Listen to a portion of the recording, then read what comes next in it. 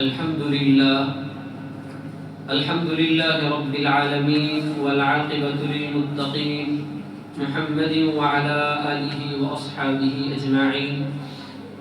أما بعد فقد قال الله تبارك وتعالى في القرآن المجيد والفرقان الحميد: أعوذ بالله من الشيطان الرجيم. بسم الله الرحمن الرحيم. ويل للمطففين الذين إذا اكتالوا على الناس يستوفون وإذا كالوهم أو وزنوهم يخسرون ألا يظن أولئك أنهم مبعوثون.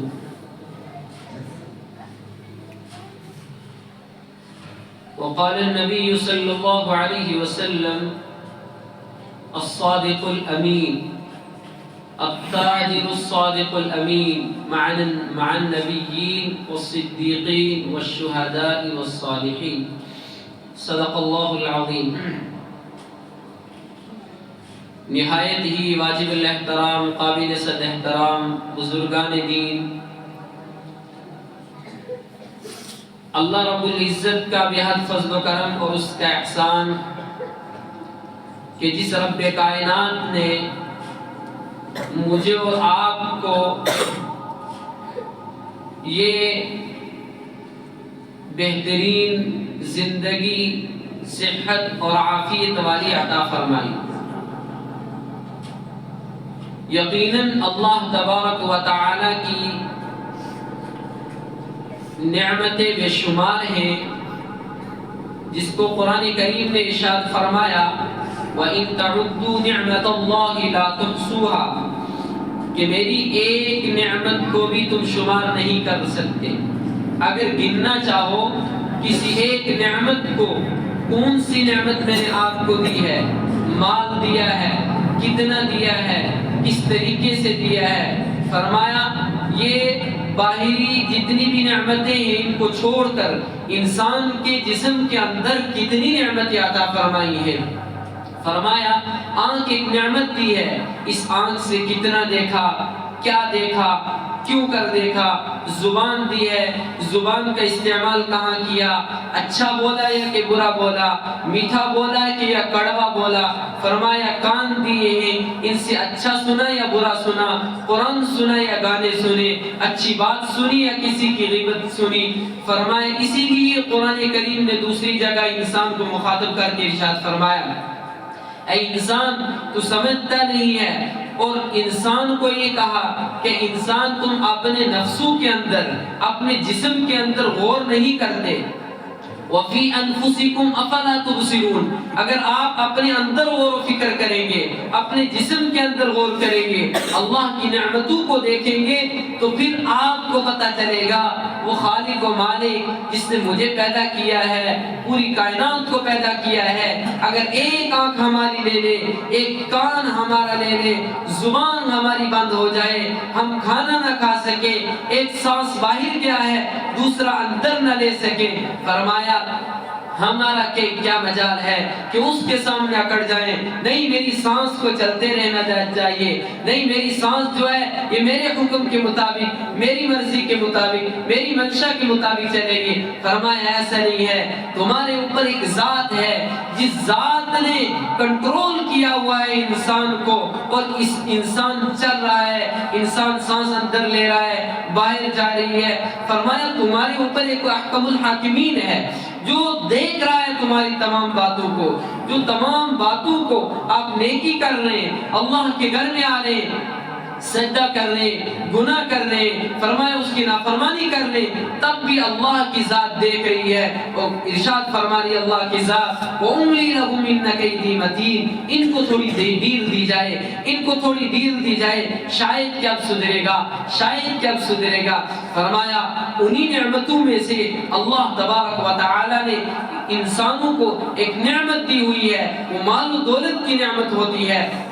فرمایا انسان کے پاس مال آتا ہے اور انسان اس مال کے ذریعہ تجارت کرتا ہے۔ حدیث پاک میں اللہ کے نبی صلی اللہ علیہ وسلم نے ارشاد فرمایا، کہا کہ تجارت کرنے والے جو تجار ہیں، فرمایا تجارت میں برکت ہے۔ نبی علیہ السلام نے خود تجارت کی ہے اور امت کو بتلایا ہے کہ تجارت کس طرح کی جاتی ہے اور تاجر کس طرح بنا جاتا ہے، اور اگر کسی کا مال لے کر آپ تجارت کر رہے ہیں، فرمایا اس کو کس طریقے سے دوسرے کو نفع دینا ہے، دوسرے کا نقصان نہیں ہونا چاہیے۔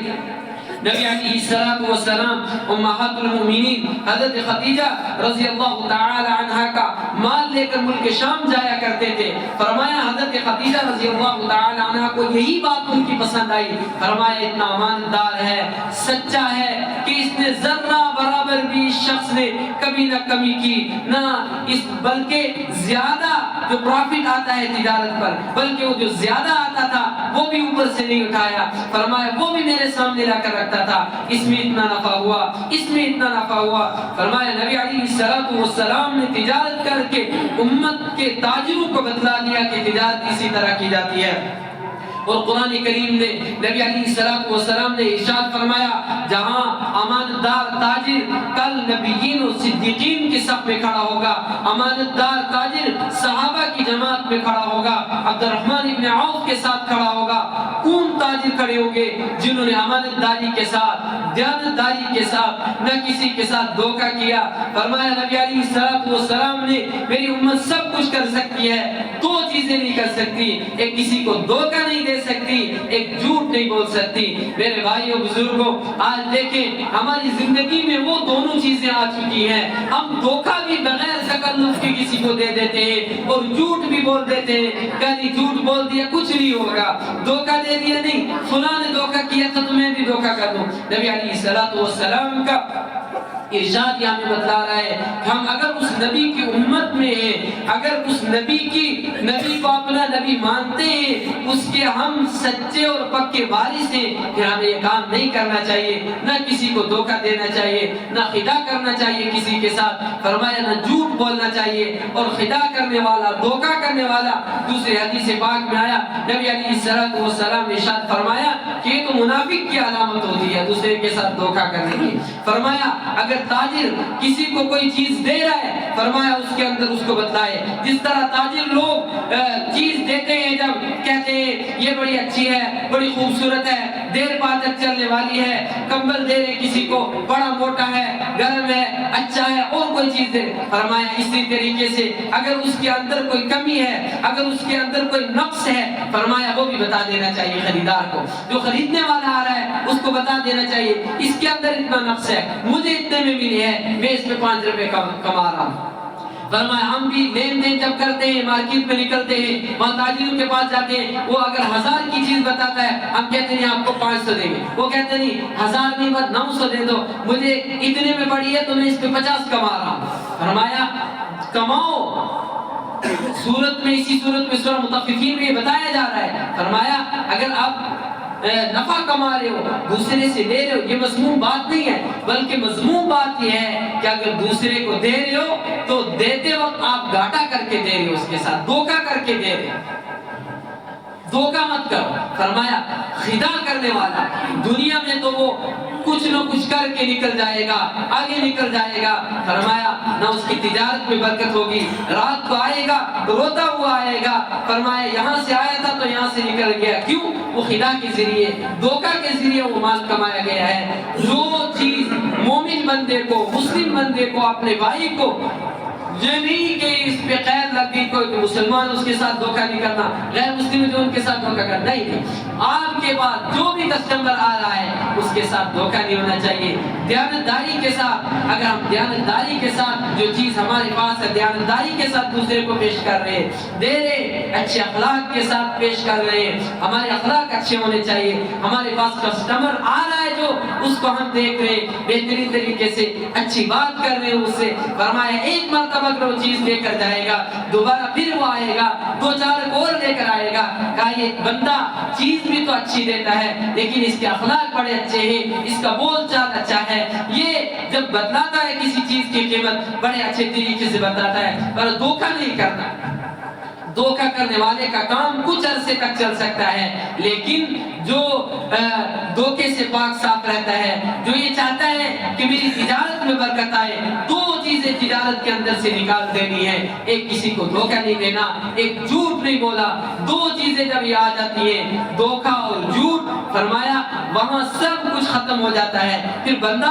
عروج پہ نہیں جاتا، پھر دن بدن اس کا زوال آتا رہتا ہے، زوال آتا رہتا ہے۔ آپ کے سامنے بھی بہت ساری مثال ہوں گی جن لوگوں نے دھوکہ دیا، دھوکہ دہی کی، جھوٹ بولا، فراڈ کیا، وہ بالکل زیرو پہ آگے ختم ہو گئے، کہتے ہیں کہ ہمیں اتنا نقصان اٹھانا پڑا، ہماری کمپنی کو اتنا نقصان اٹھانا پڑا، دکاندار کہتا ہے میرا مال بڑا اچھا چل رہا تھا، اتنا نقصان، لیکن وجہ کیا کہتے ہیں کہ حالات ایسے آگے، شاید کسی نے کچھ جادو ٹونا کروا دیا گا، نہیں، یہ بات بالکل سچ ہے، یہ بات بالکل حق ہے، اگر آپ کسی کے ساتھ دھوکہ کر رہے ہیں آپ کے ساتھ بھی دھوکہ ہو جائے گا۔ کیوں؟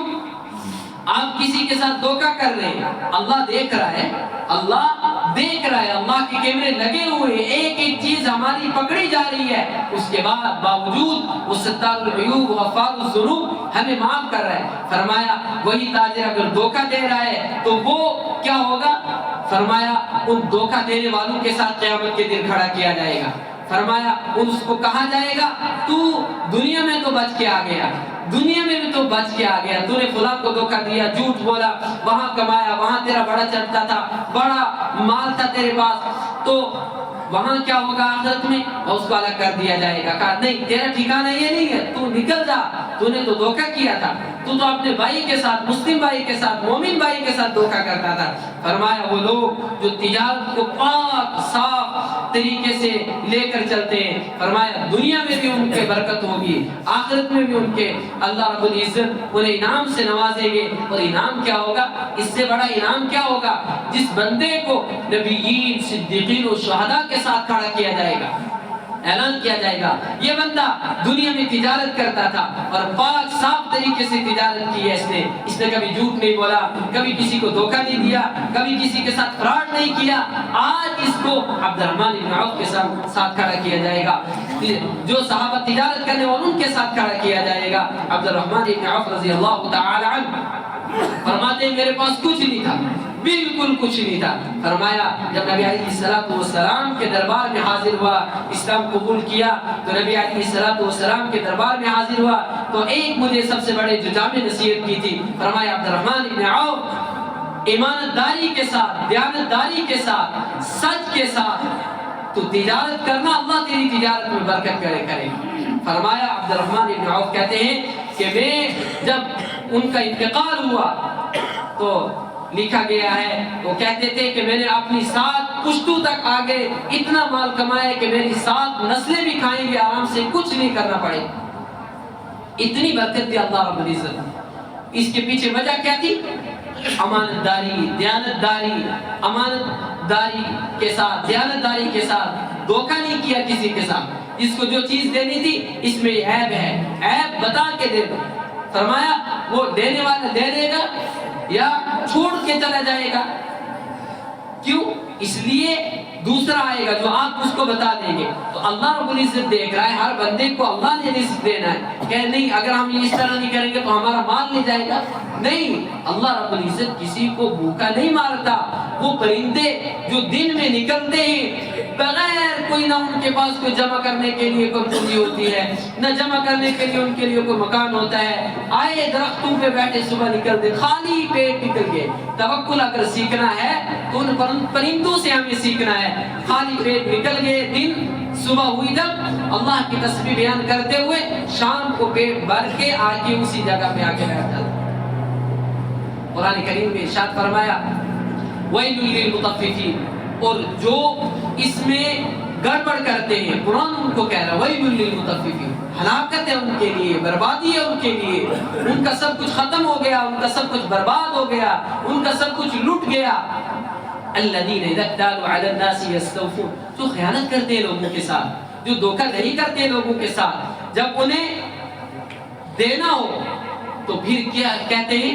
تو پورے کا پورا ادھر سے وہ لے لیتے ہیں، پورے کا پورا مال، نہیں میری چیز اتنے میں، میں نے اتنے میں لینا ہی لینا ہے۔ فرمایا جب دینے کی باری آتی ہے تو اس کے اندر گھاٹا کر کے دیتے. فرمایا یہ جو پروفٹ لے رہا ہے, نفع اٹھا رہا ہے اوپر, فرمایا یہ مذموم بات نہیں ہے, لے سکتا ہے بندہ, لیکن مذموم بات یہ ہے کہ ادھر سے خود تو نفع اٹھا رہا ہے, لیکن جس بیچارے کو دے رہا ہے اس کے ساتھ دھوکہ دہی کر رہا ہے. اس کو بھی تو حق ہے, لینے والے کا تو حق ہے, اس کو بھی تو نفع دے تھوڑا. فرمایا نہیں, ادھر پورے کا پورا لے رہا ہے, ادھر اپنا نفع اٹھا لیا, ادھر جو اس سے لینا ہے کہ اس کے ساتھ دھوکہ دہی کر رہا ہے. فرمایا سب سے بڑی خیانت یہ ہے, سب سے بڑی خیانت یہ ہے. الذين اذا اكتالوا على الناس يستوفون واذا كالوهم او وزنوهم يخسرون الا يظن اولئك انهم مبعوثون ليوم عظيم. فرمایا کہ جو لوگ دنیا میں اس طرح کرتے ہیں, دنیا میں کہیں گے کہ ہمارا آج یہ چل گیا, کل نکل گیا, پرسوں نکل گیا, ہم تو کامیاب ہو گئے, ہمارے پاس بڑا مال دولت ہے. فرمایا لیوم عظیم, بڑا دن ہے جو اس میں ان کی پکڑ ہوگی, وہاں کسی کو نہیں بخشا جائے گا, وہاں کھڑا کیا جائے گا ہر ایک کو. چل بھائی کھڑا ہو. دنیا میں بڑا تاجر مانا جاتا تھا, بڑی تیری دکانیں تھی, تیرے بنگلے تھے, تیری کوٹھیاں تھی, تیرا کاروبار تھا, اس کے باوجود بھی تو اپنے بھائی کو دھوکہ دیتا تھا, اپنے بھائی کے ساتھ خدا کرتا تھا, اپنے بھائی کے ساتھ جھوٹ بول کے تو نے کمایا.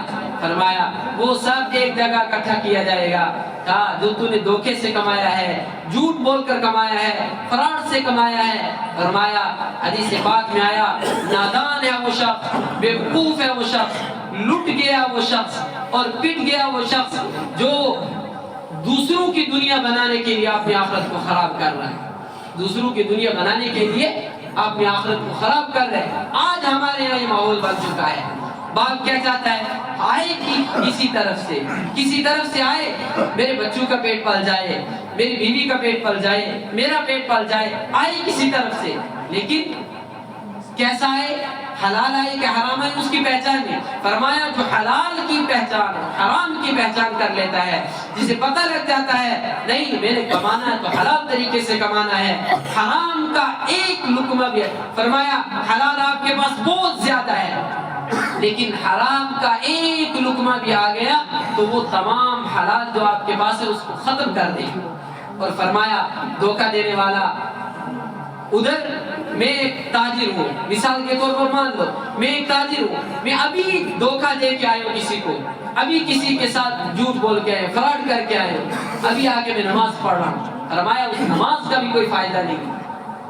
کیا فائدہ ہوگا؟ ایک مسلمان بھائی کو دھوکہ دے کر میں آ کے اللہ کے سامنے گر گرا رہا ہوں, اللہ سے مانگ رہا ہوں معافی. نہیں, معافی تو اس سے مانگنی چاہیے جس کے ساتھ میں نے دھوکہ کیا ہے, جس کے ساتھ میں جھوٹ بول کے آیا ہوں. گزشتہ تو ختم قرآن کی مجلس ہوئی, اس بات سے مجھے یاد آیا, حضرت بھائی صاحب دامت برکاتہ اللہ علیہ نے بیٹھے ہوئے تو ہم تو ایسے ارشاد فرمائے, انہوں نے کہا کہ اپنے دلوں کو صاف کر لینا چاہیے, اپنے دلوں کو صاف کر لینا چاہیے. دل کے اندر کسی کے لیے نہ بغض ہو, نہ عداوت ہو, نہ حسد ہو, نہ کینہ ہو, نہ بغض ہو, ختم کر دینا چاہیے. ہمارا دل مثل آئینہ ہونا چاہیے, جس طرح آئینہ صاف اور شفاف ہے, اگر اس کے اوپر دھول لگ جائے, گرد و غبار لگ جائے, مٹی لگ جائے تو اس کو صاف کیا جاتا ہے. فرمایا اسی طریقے سے اپنے دل کو رکھنا چاہیے. اور وہاں یہ بات ارشاد فرمائی انہوں نے جو مجھے اس بات سے یاد آئی کہ ہم دھوکہ دے کر مارکیٹ میں کسی کو آ رہے ہیں, دھوکہ دے کر ہم دوسری جگہ پہ آ رہے ہیں اور آ کے معافی کس سے مانگ رہے ہیں؟ اللہ سے. اللہ تو مجھے معاف کر. یار جس بندے کے ساتھ دو باتیں یاد رکھیے آپ, ایک ہے حقوق اللہ اور ایک ہے حقوق العباد. حقوق اللہ میں آپ کو معافی اللہ سے لینی پڑے گی, لیکن حقوق العباد کی معافی جو ہے وہ بندوں سے لینی پڑے گی. اگر میں نے کسی بندے کا نقصان کر دیا, دھوکہ کر دیا, بیت اللہ کی چادر پکڑ کے بھی میں اللہ سے کہوں گا اللہ تو مجھے معاف کرنا, نہیں, جب تک میں بندے سے معافی نہ مانگ لوں تب تک اللہ بھی نہیں معاف کرتا. یہ حقوق رکھے اللہ نے. یہ الگ بات ہے کہ اللہ معاف کرنے والا ہے, لیکن معاف کب کرنے والا ہے؟ ہم گناہ کرتے رہے یہ اللہ ستار العیوب ہے, غفار الذنوب ہے, نہیں, ایسی بات نہیں ہے. لیکن اللہ غفار بھی ہے, ستار بھی ہے, وہاں قہار بھی ہے اور جبار بھی ہے. یہاں ستاری اس لیے ہو رہی ہے کہ یہ بندہ مہلت دے رہا ہے, املی لہو من کید متین, شاید کہ سدھر جائے. وہاں قہار اس لیے کہ سدھرانی تو فوراً پکڑا دی جائے. فرمایا کہ انسان دل کے اندر بغض رکھ کے, عداوت رکھ کے, حسد رکھ کے, دل میلا کر کے, سمجھ لو میلا کر کے تہجد بھی پڑھے, اللہ کے سامنے روئے, حضرت نے فرمایا کہ اس کے رونے کا کوئی فائدہ نہیں، اس کے اللہ کے سامنے ہاتھ اٹھانے کا کوئی فائدہ نہیں۔ کیوں؟ ابھی اس کا دل صاف نہیں ہے۔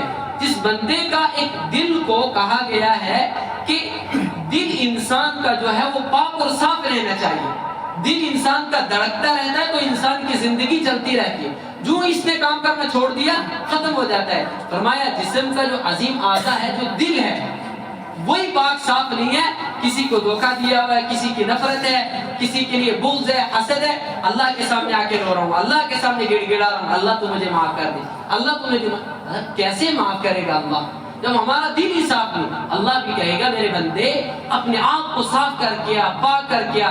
جس طریقے سے ہم نماز کے لیے آتے ہیں، مسجد میں وضو کر کے آتے ہیں، نہا دھو کے آتے ہیں، پاک صاف ہو کر آتے ہیں، اچھے کپڑے لگا کے آتے ہیں، خوشبو لگا کے آتے ہیں، فرمایا اسی طریقے سے جیسے ہمارا ظاہر صاف پاک ہے، اسی طریقے سے ہمیں اپنے باطن کو بھی پاک اور صاف رکھنا چاہیے۔ بات کہاں سے یاد آئی تھی مجھے کہ ہاں ہم تاجر ہیں اگر تو کسی کو دھوکہ دے رہے، ادھر مارکیٹ میں وہاں دھوکہ دے کر آ رہے ہیں، تو یہاں مسجد میں آ کر اللہ سے معافی مانگ رہے، فلاں بندے کو میں نے اللہ دھوکہ دے دیا تو معاف کر دے۔ نہیں، اس بندے کو بتاؤ میں بشری تقاضے سے مجھ سے غلطی ہو گئی ہے، میں نے آپ کو دھوکہ دے دیا ہے، میں نے آپ کے سامنے جھوٹ بول دیا ہے، لہٰذا آپ اللہ کے لیے مجھے معاف کر دیں، تو پھر آپ کی توبہ قابل قبول ہے۔ دو باتیں جو میں نے بتائی وہ آپ نے ذہن میں آپ کو ہم سب کو رکھنی ہے، ایک حقوق اللہ اور ایک حقوق العباد، ایک حقوق اللہ اور ایک حقوق العباد۔ حقوق اللہ کی جو اللہ کا قطر و بیونت کی ہے، اللہ کے جو معاملات ہیں، نماز چھوڑی ہے، عبادات میں کوتاہی کی ہے، فرمایا وہاں اللہ سے معافی مانگنی پڑے گی، اور جو بندوں کا حق مارا ہے وہاں معافی ہمیں کس سے لینی پڑے گی؟